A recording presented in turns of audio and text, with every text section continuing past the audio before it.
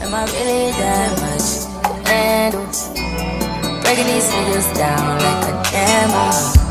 You don't really know you are. What's up, Vicky Shaves? Welcome back to another video, y'all. It's been a while. I honestly haven't filmed or posted anything in the month of August. I don't know. Did I? I don't know. I'll have to go back and double check. But either way, what's up? Now, I was gone for so long because one, I was considering no longer posting on YouTube and just strictly keeping my content over on TikTok because short form, easier, those vibes. But I realized I actually mess with my followers over on YouTube. So why would I do that? So we're gonna start September off right, and over on TikTok, I see something called the Great Lock-In. I guess like the winter arc that I want to participate in, and that's got nothing to do with y'all, but I just wanted to tell y'all. But yeah. Anywho, in today's video, we're gonna be continuing a series I'm in the middle of because one, Lauren Asher just released Love Arranged, and I do have it. It's in the trunk of my car, which I need to go get. Should I go get that? I may go get it and show y'all, but I do have that book, and then it's so not a part of a series is the surrogate mother by Freedom McFadden. I don't know, y'all know I have this weird obsession with Freedom McFadden, so anything she writes I buy. Although let's hear on a tangent. I haven't talked to y'all in a while, and I'm trying to tell y'all my whole life story. But in today's video, we're gonna start reading Love Unwritten. We're starting off with Love Unwritten. And then, you know what? I've been telling y'all how locked in I have been with Jahquel. I gotta see how to pronounce this lady name because I think I be butchering her name every time I say it. We're gonna be reading the last book in Quasim series, and that's book 3, y'all. That series has me in a chokehold like no other. This lady has me in a chokehold, and y'all, I want to film a video of all the black authors that I recommend you read in their books. Like, y'all, I have some content. I have content ideas for days for over here on YouTube, for my TikTok, y'all. If you're interested in lifestyle content, skincare, and books mixed in, because we're gonna talk about our books no matter where we at. Like, I'm gonna let everybody know they need to read no matter what. But yeah, we talk about all that over there on TikTok. So I'm gonna leave my TikTok name on the screen, and it's always in the description if you guys care to follow me over there, just in case I disappear over here. But I'm always over there. I'm always in somebody's business over there. But yeah. Anyways, like I said, we're starting off Love Unwritten, and I want to go ahead and get through this. Matter of fact, let me go get Love Arranged out the car, and I'll be right back. All right, I'm back with my books and leaning back. And my keys, apparently. I haven't been to a bookstore in a minute. That's crazy to say, too. So, like I said, we have Love Arranged. Like, they just look so cute together, like, all 3 books. Let me hold them up. Hold on.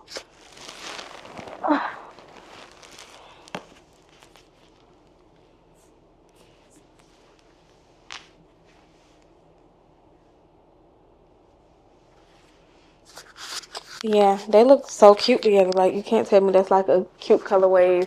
Like, I'm obsessed. But, like I was saying, I want to read about Raphael and Ellie. Apparently it's nanny, single father nanny trope, and yeah, I don't know. Is all these books single father? I don't even remember what this book was about.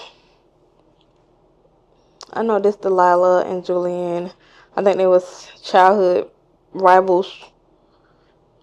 Yeah, I don't think so. What series am I thinking about this? Single. Is it this one? remember, y'all. I feel like I read so many books. No, that's Elsie Silver that I'm thinking about right now. But yeah, and then we have The Surrogate Mother by Freida McFadden. But like I was saying, we're gonna go ahead and dive into this one because I heard it was good, and you know me, I need to read something, do something, be something. But let me get settled. I think I'm gonna make me a matcha. I may make a matcha on the camera with you guys because I've been addicted to making matcha at home. It's so good, strawberry matcha. So that's what we might do. I may take y'all along with me to make the strawberry matcha, and then we're gonna sit down and start reading Love Unwritten. So I'll talk to y'all in a few.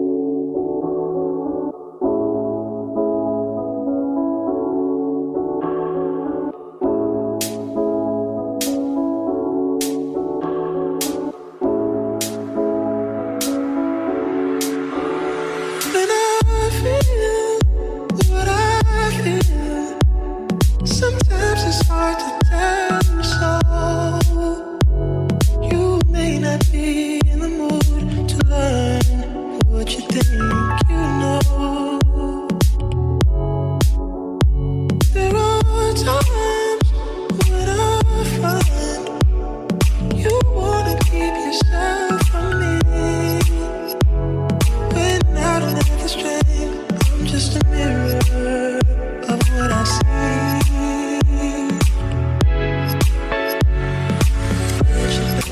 You are love. You're a positive, motivating force within my life.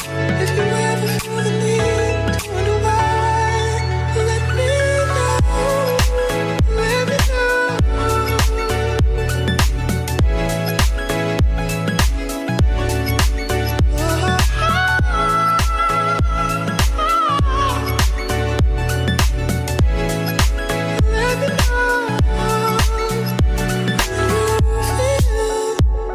what you feel. It's hard for me to understand. So many things have taken place before this love affair began. But if you feel more like I feel, confusion can give way to doubt. For there are times when I fall short of what I say.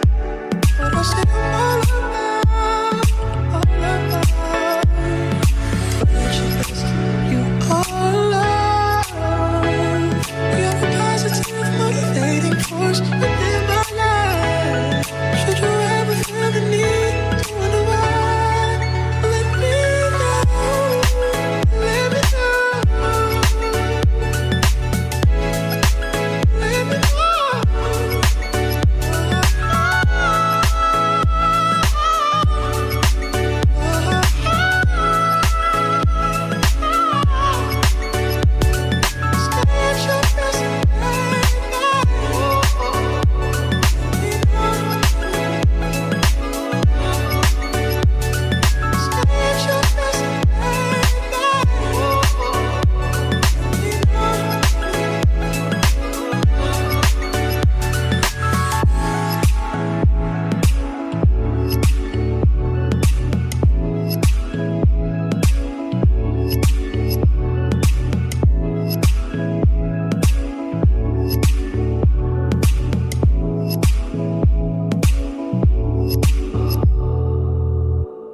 Okay, let me first off start by saying disregard that right there. I need to take it outside. It's heavy, and I gotta wait for my boyfriend to come do it because I'm not doing it. But I'm just a girl. I'm just a girl. So act like it's wall decor. But I am 30% through. Let me see. Let me see exactly how far I am. I gotta go to my Goodreads and tell you how far I am in this book. I feel like I'm like 30%.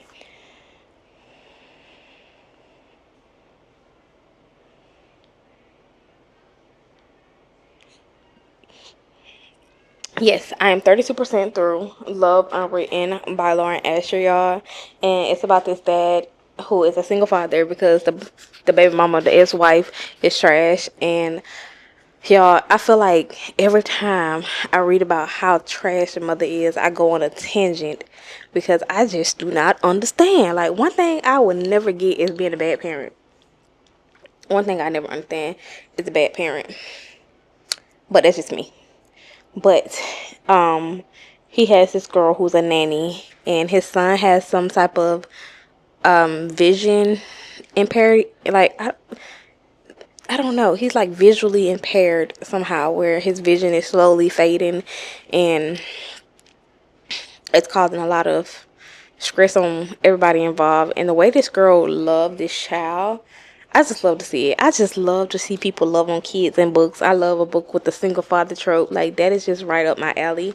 And so far, so good. Like, you get to see the guy, I think Julian from book one is his cousin.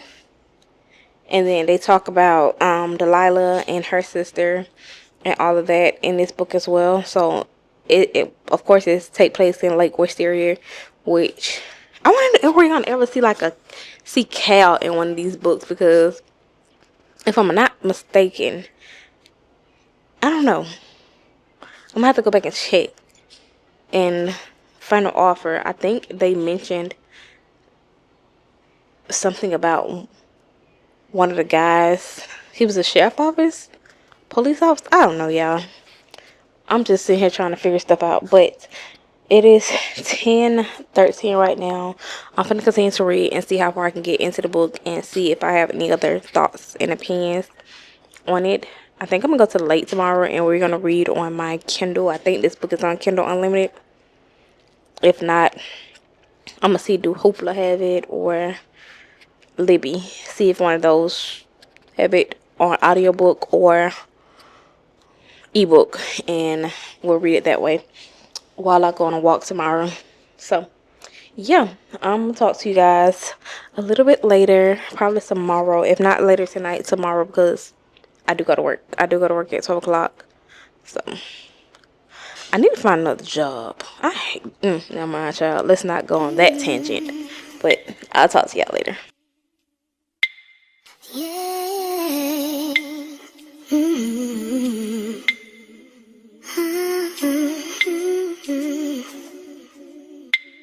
Yeah.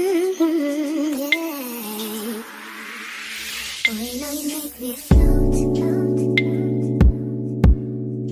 Boy, you really give me high. Ooh, I feel like I'm on dope. 'Cause you serve me on a regular. Boy, this tide is rope. Before we drifting deeper.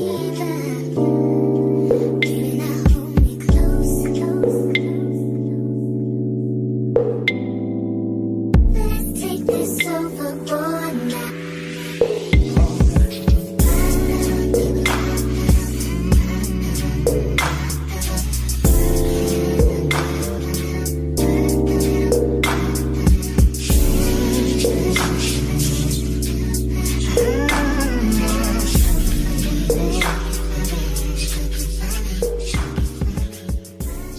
Alright guys, so I'm 60% through Love Unwritten, and I honestly wasn't expecting this book to be as deep as it is.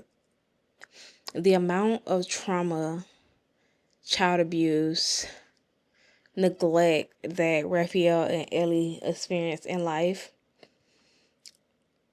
is heartbreaking. And not to mention, he has a son, and you know how growing up, like, you may have been, I don't even know how to word it, like, you may, like, your parents got you so used to something that to the point where in your adulthood with your kids, you kind of self-consciously do the same thing. And that's what Raphael kind of realized he was doing to his son when it came to the don't cry, don't show emotion because it make you weak. Because his father used to make him feel like that. His father used to tell him not to cry. His father used to be real nasty to him when he would show any type of emotion towards anything. And the fact that no one really knew the extent of the neglect and abuse that he had to endure as a child is sad, y'all. Even it's just that even though I read a book about these type of things, it still tugs at my heartstring because at the end of the day, he was a kid. He was a kid. And let me not touch on Ellie because it went so much deeper where she started to self-harm. And I'm at the point now where she's finally telling Raphael about what happened. And yeah. And another thing, Elijah, is that the son name? I don't even remember the son name. Hold on, let me see what this little boy name is. Nico. Where the heck I get Elijah from? I don't know. I read so many books that the names just start blurring together. But Nico mother, the way that she ain't gonna have no, like, the fact that your main concern is being a gold digger versus being a mother. You're never there for your son. You always lie to him and tell him you're coming somewhere and you don't show up. You don't come. You come with these BS lies and these pitiful gifts and basically trying to buy this baby love. And he noticed that the same love and attention that he's getting from Ellie, he's not getting from you. And you're his mother. And it's just so much going on at one time that my brain is just like it's in overdrive, like it's in overload right now because I was not expecting this book to be that deep. Like I was not expecting it. I mean, Love Unwritten. That don't even sound like it is as deep as I can't even talk as it is. And I'm not gonna lie, I'm really enjoying it. I think we're gonna y'all, I honestly was gonna read Keeping 13 next. But we're gonna see. I may finish Quasim's 3 and then we may, I don't know. But I know it's either or. But I don't know. With the trauma that's going on in this book, I don't think I can do no more trauma with Binding 13. I'm saying Keeping 13 because, baby, Binding 13 had me ready to tell her daddy out and her mom. Like, we're not even reading the book, and the stress of that book is, yeah. The Boys of Thomas series seems to be very deep and very triggering. But I'm going to continue to read. And so I have to go to work. I have to go to work at 12. It is 10:40 right now. And I'll talk to you guys later. Hey, Buckets babes. I'm kind of sad right now because if you've been hearing about that little Verizon cell phone outage, yeah, I'm a unlucky participant in that because you see that? No service whatsoever. If I step outside this house, my phone will go into SOS satellite mode, and yeah, I didn't realize how much I depended on my Apple Pay, and so my Apple Pay no longer worked. So I've been sitting here all day for the past 6 hours. How long ago has it been? The past 6 hours. I've been sitting here staring at the wall. Not necessarily staring at the wall. I've been reading Quasim, so yeah. But anywho, I finished reading Love Unwritten last night, and I gave a book of 4 stars. I really enjoyed the ending. I enjoyed everything about that book because One, the growth, the fact that Raphael finally sat down and had a conversation with his aunt and his cousin about everything that he was dealing with while coming up, because he starts to feel, let me move this because I feel like I'm just hitting it.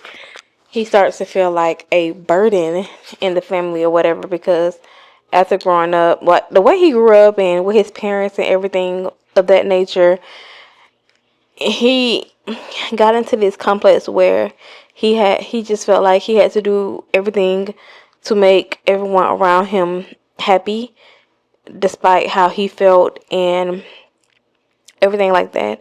I gave it a 4-star. I really enjoyed it. And now we're reading Quasim 3, and I told y'all to ignore that because it's still there. But anyways,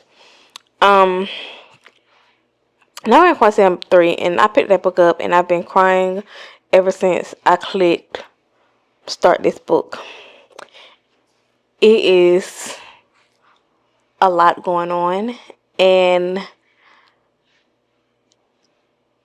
yeah, if you read Quasim book by Jahquel, then you'll understand exactly what I'm talking about. Like, this man has been through so much. He's lost so much in his lifetime, and he still puts on this brave face like nothing's bothering him. And the fact that, y'all, it got me over here. I just been bawling my polar eyes out, and then my phone being Wi-Fi only right now is throwing me off so bad. So bad. But I'm continuing to read Quasim since I have nothing else to do besides read. I can watch TV and all, but because like I said, my Wi-Fi is with Verizon and it works. But, you know. But anyways, I'll talk to y'all later as I sit here and be sad about my cell phone.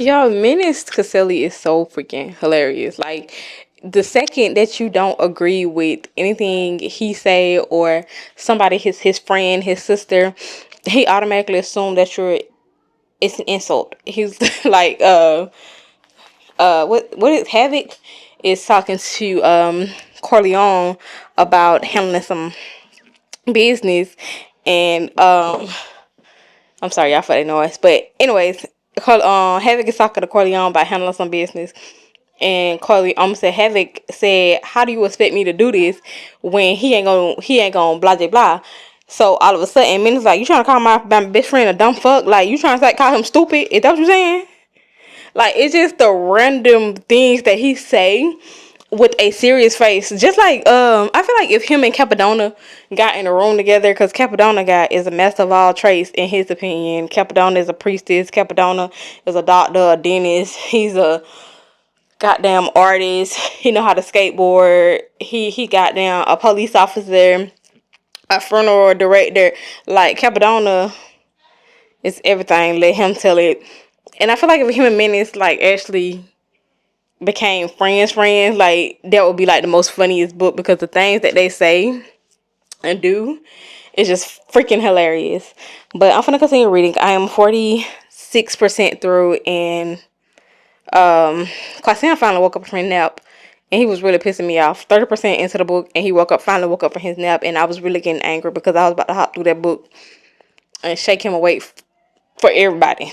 But yeah, I'm gonna continue to read. It is September 1st. Happy 1st of the month. And I'll talk to y'all later. Y'all know an underrated character in Quasim books has to be Kobe. This man is so freaking funny. He's just one of those guys that, or the girls, that you just have to be around. Like he's just so funny, so entertaining, so caring, loving, and I absolutely love Kobe. Meanwhile, he's sitting here. Quasim, like I said, woke up from his nap, and if you read the book, you know what I mean. But he woke up from his nap, and while he was napping, a lot of stuff was going on, and Kobe just mentioned one thing that happened about this pew pew out that happened at his house with Blair, him, and Sam and Sin, and he mentioned it, and Quasim was like, "Y'all ain't think to tell me that my wife was being shot at."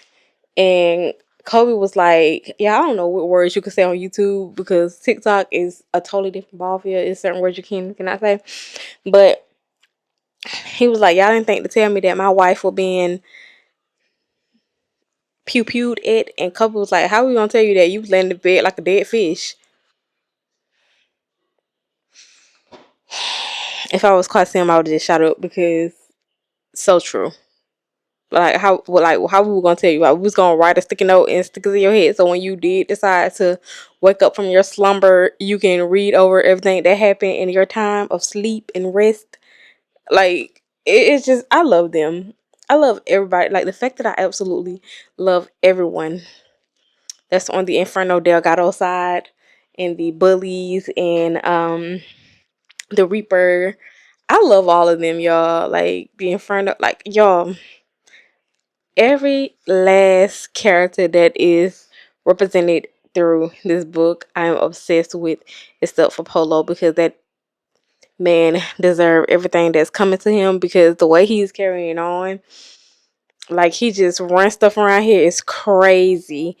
But I'm really hating for this series to end, because I love them. Like I hope in Don Caselli books I get to see them again in that book, because I already read Menace in the middle of, I think I want to say, Capadonna series, and yeah, I am ready for Zoya and Goon books to come out. I just don't want to leave these people. Like I feel like we're family. Like I'm so attached to these people that is crazy. And mind you, they're fictional characters, words on the paper, well, on my Kindle, and I'm just so attached to them, to the point where the fact that I'm finna finish reading this book and this is about to be it is kind of sad for me. And I guess that's why I've been kind of like putting the book off and putting the book off. Like I'm like, oh, I want to read it, but then I'm like, I'm gonna wait. But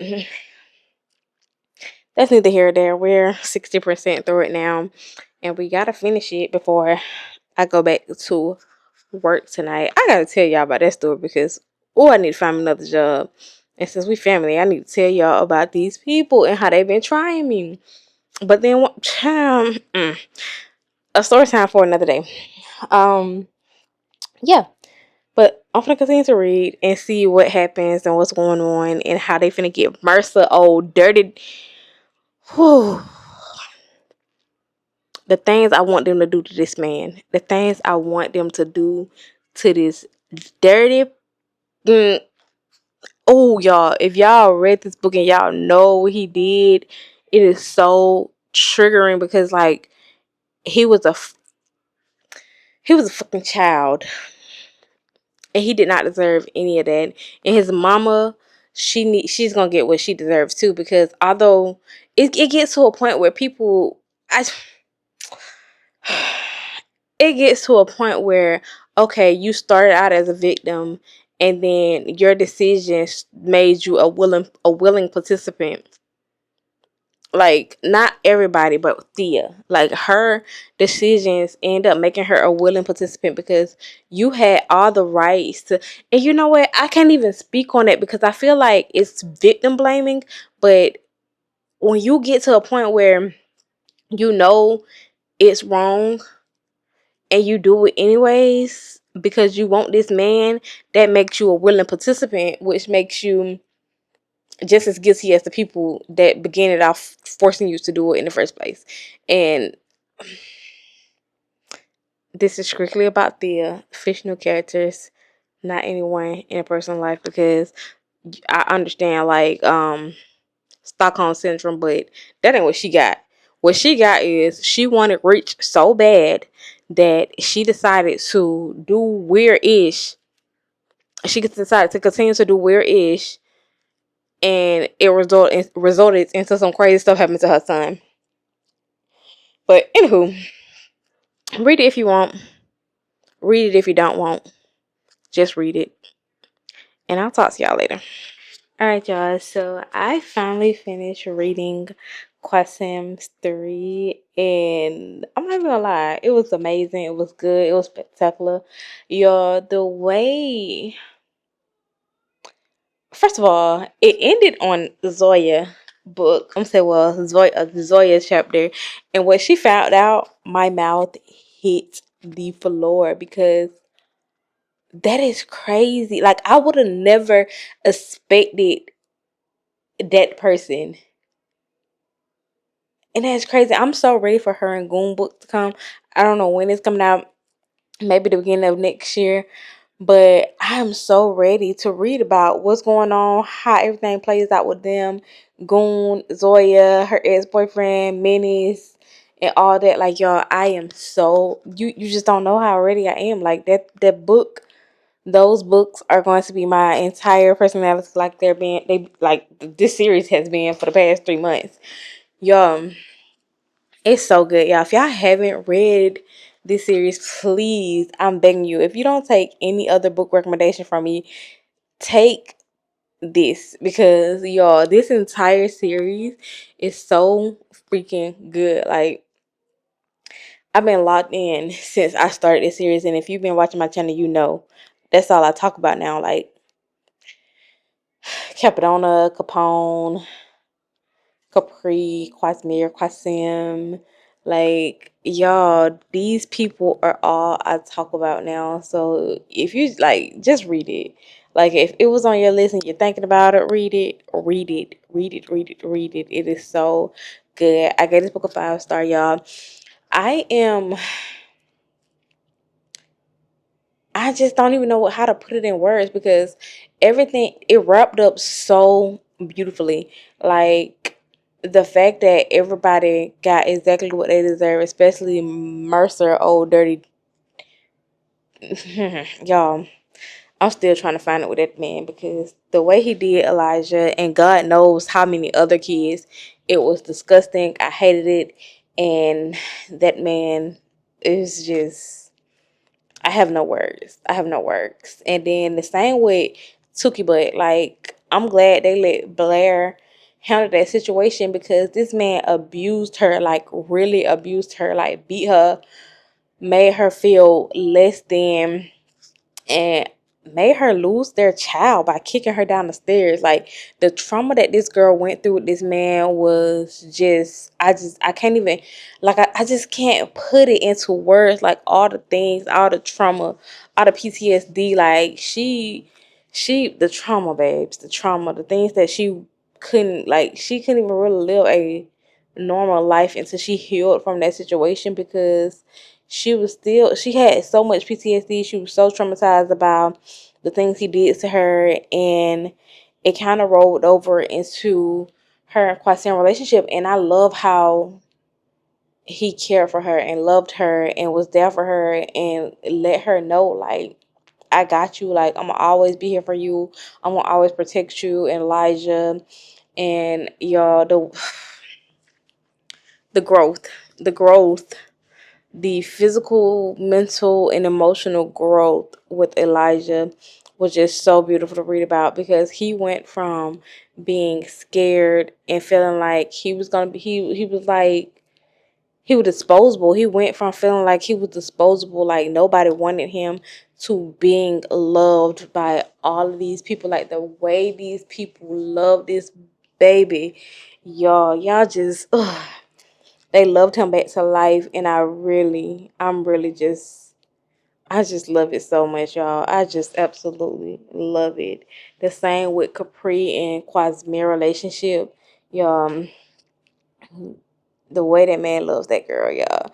It's just like, it's just the amount of respect and love that each of the characters had with their wives, and how they didn't leave no room for misunderstanding. Like, anytime I'm married, my wife will f you up. Like, it was like the definition of true black love, y'all. Like, these people, like, it was never any, I think, my man cheating or any of that, because they made their women so confident in their relationship and their ability to love them and protect them and be there for them and be honest and loyal, that it was no questioning it. Like, and they had them women in so much of a soft girl era, passenger princess.